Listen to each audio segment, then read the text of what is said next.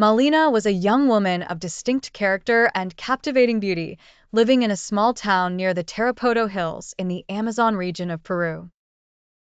She had a passion for long hikes amidst nature, despite constant warnings from her grandparents about the dangers, particularly for a young woman like her.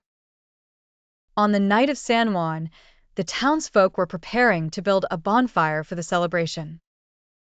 This night was especially significant for the townspeople as they believed it was essential to repent and seek God's forgiveness for their sins due to a local legend.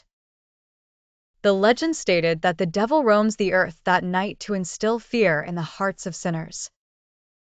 Malina, who dismissed these superstitions and traditions as meaningless, sneaked out of her grandfather's house to avoid participating in the preparations.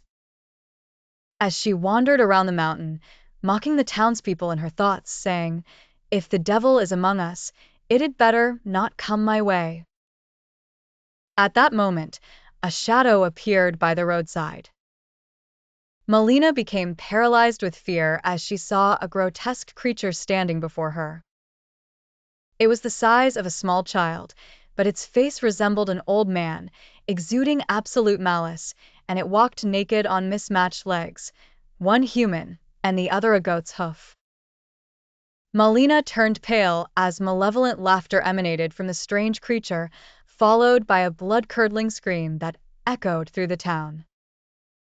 The next morning, her grandparents, filled with dread, searched desperately for Malina, leaving the village with a small group to look for her after an entire night of her absence.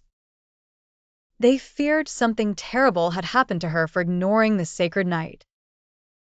Exhausted and on the brink of giving up, they found Malina at the foot of the hills in a shocking state. She was bleeding and her eyes were filled with terror, devoid of recognition for her rescuers. The townsfolk carried her back and summoned a healer, who soon diagnosed the cause of her ordeal.